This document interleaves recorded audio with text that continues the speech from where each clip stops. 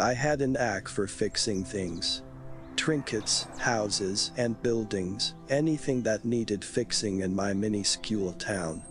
It wasn't very ambitious, but at least my parents approved. It made me a modest amount of money that kept me ahead of my bills, but to me it was more than just a way to make a living. Tinkering, making something better with a few twists of my wrench, gave me a satisfaction incomparable to anything else. Like all young people, I got bored of having it good. My life was broken sink after leaky toilet, and the monotony of it turned my thoughts outward, toward bigger rewards, and the hidden risks that accompanied them. One Friday in April, 7 years ago, as I dragged myself home, ready for the weekend, something in the mail caught my eye. There was a letter resting on top of the pile, crisp and white. Written on it in looping calligraphy, my name and address. I raised an eyebrow. Nobody I knew sent letters anymore, and any family Christmas cards were long overdue. I opened it, and the letter inside perplexed and excited me. Dear John.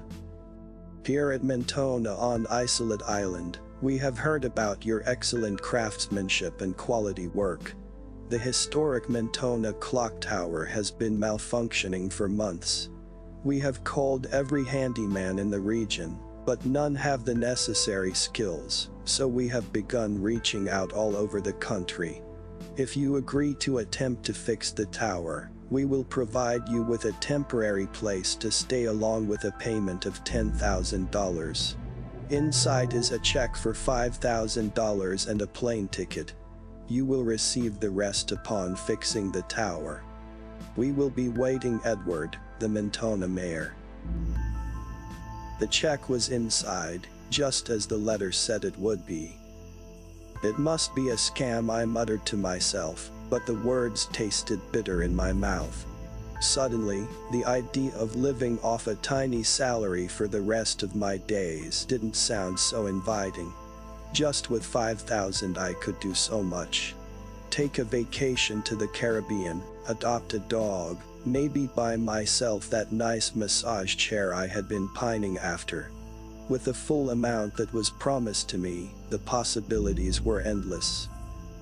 So I packed a change of clothes and headed to the airport to the town of Mentona, following the trail of money like a starved fool.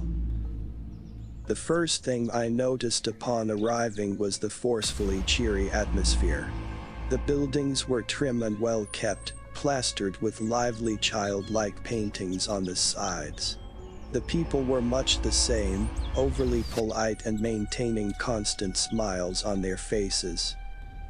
With the overly enthusiastic help of a few shopkeepers, I headed over to the town hall. There, I was led to a waiting room, where I sat watching a janitor whistle to himself as he watered a plastic fern. At last, a stout man with balding gray hair opened an office door and ushered me in. Welcome to my lovely hometown, Mentona. He grinned. My name is Edward, the mayor. I am so pleased you decided to visit here in pursuit of fixing the clock tower. I nodded impatiently, eager to get to the payment options. How and when will I be paid? I attempted to slide in nonchalantly. Edward's eyebrows raised and he chuckled. Oh, course. If you manage to get the clock running again, you will receive another $5,000, as stated in my letter. My heart soared. In the back of my mind, I felt a tiny pinch of suspicion tug at me. $10,000 for a clock tower. But my call to riches overpowered it. Here is the address of the hotel. It's not too far, and it's 4-star as well. Have a good night's sleep. I'll see you working away tomorrow, yes? He smiled ecstatically, handing me a small piece of paper with his number and the hotel address on it. Frowning, I nodded slowly and exited the building, ready to walk to my hotel. At last I arrived, checked in, settled down, and fell asleep immediately. The next morning, I awoke with a small note near my bed. It was the address of the clock tower. Gathering my tools, I exited the hotel and was greeted by a tall, lithe woman with straight black hair hanging stiffly to her shoulders. She wore a long black dress that trailed to the ground, with thick sleeves covering her hands.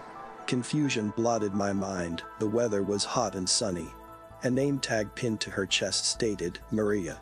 Her eyes seemed to detach from the movement of her body, following me coldly, even as the rest of her talked and laughed.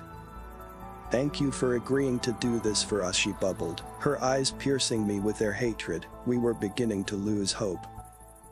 I smiled and hurried to the tower, forcing a small wave over my shoulder, and walked out the building as fast as I could.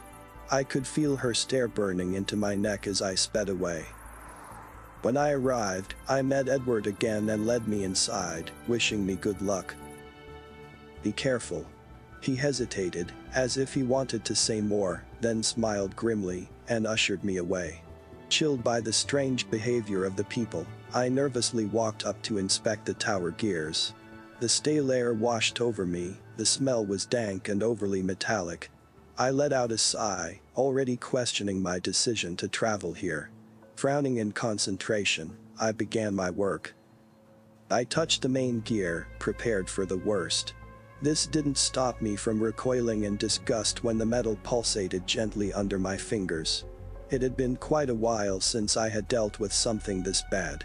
As I glanced around the rest of the tower, I noticed all the gears were pulsating, deformed, with only a few places being rigid and metallic as metal should be.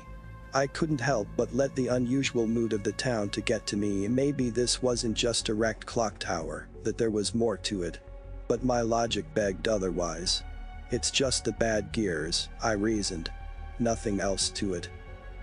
So I struggled through the day, checking gears, oiling, screwing in loose parts and replacing the destroyed. My experience that day, to say the very least, was a downward spiral of madness. When I pushed any gear at all, a faint wailing noise echoed through the hollow tower. It was piercing, as though something was scratching its nails on a chalkboard. The distressed noises echoed throughout the day until they were desperately blasting in my ears. The sound swirled around me, every corner of my mentality filled with the horrible cries. My mind was an incomprehensible mess by the end of the day, and my ears thrummed with pain. Unable to continue, I raced out the tower, leaving the horrible siren noises behind. I stumbled through the main hall on the bottom floor, the tower around me a blur. Tears blinded me as I slammed the glass doors open, nearly crashing into another person. Breathing frantically, I passed out, faintly recalling black hair brushing my forehead as I cracked my head on the sidewalk. When I awoke, I was greeted by the strange lady I met at the hotel, still wearing her oversized dress. She ecstatically waved at me.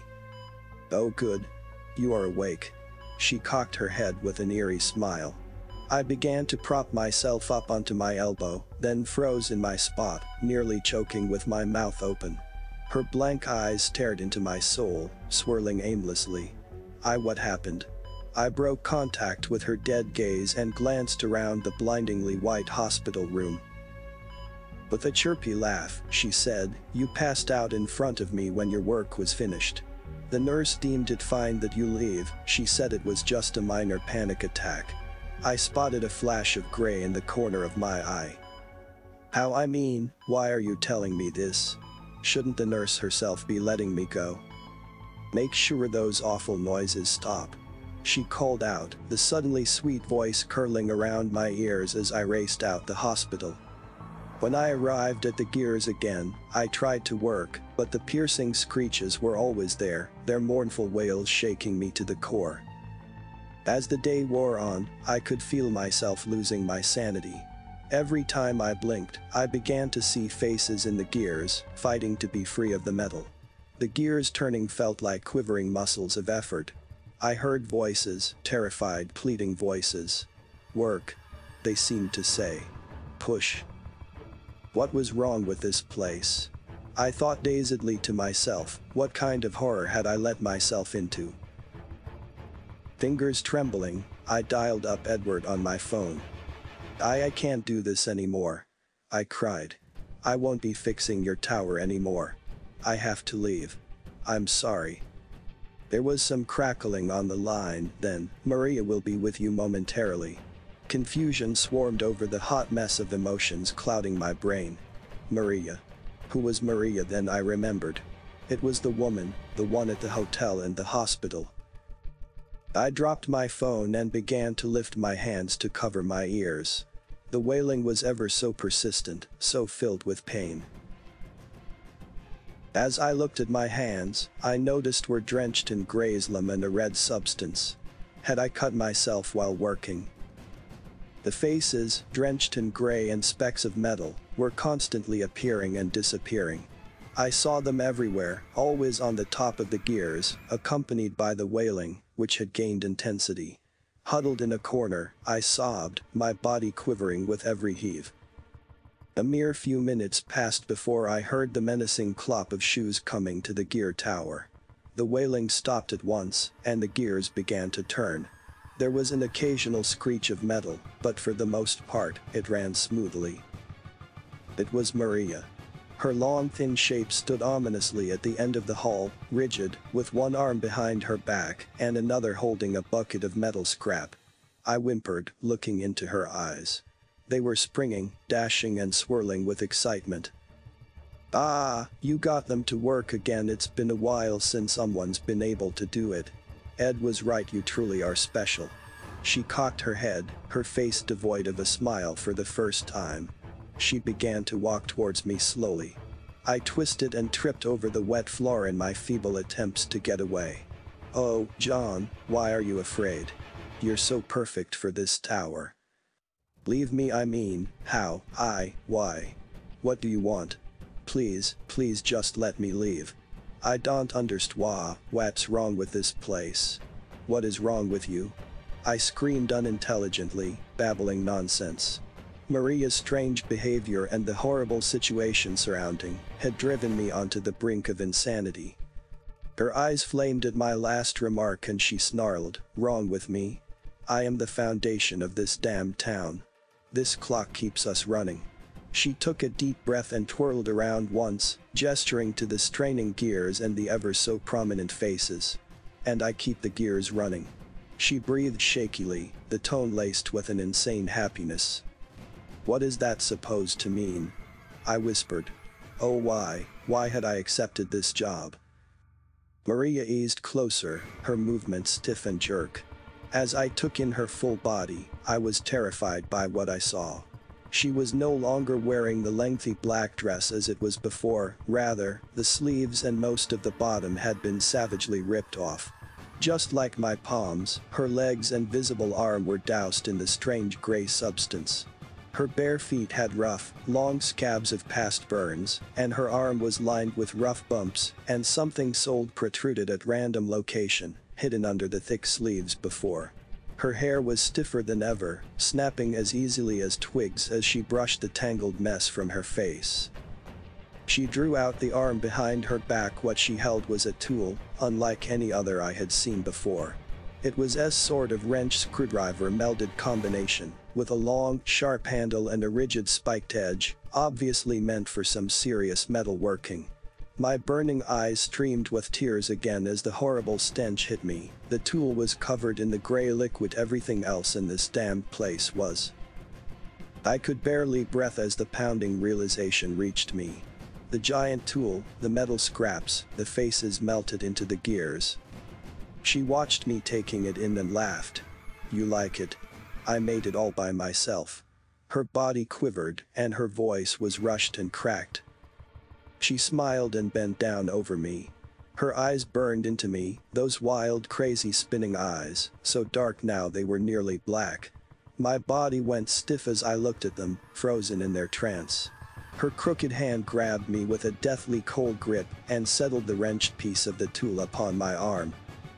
With a quick flick of her wrist, the tool snapped my arm in half, allowing the blood to spurt around me and the bone to stick out, glowing pale in the darkness of the tower.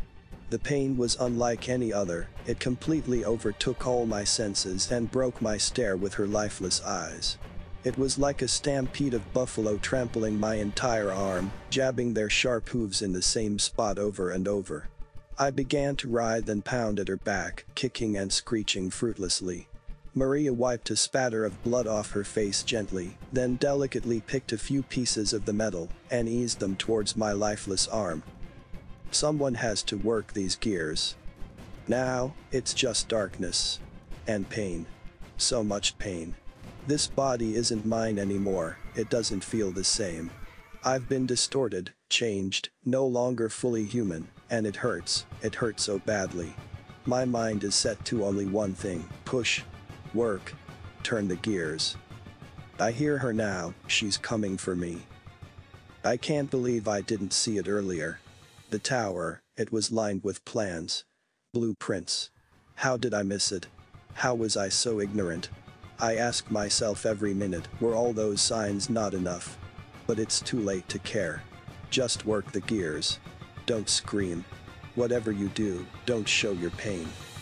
Someone's got to do it. Someone's got to work the clock.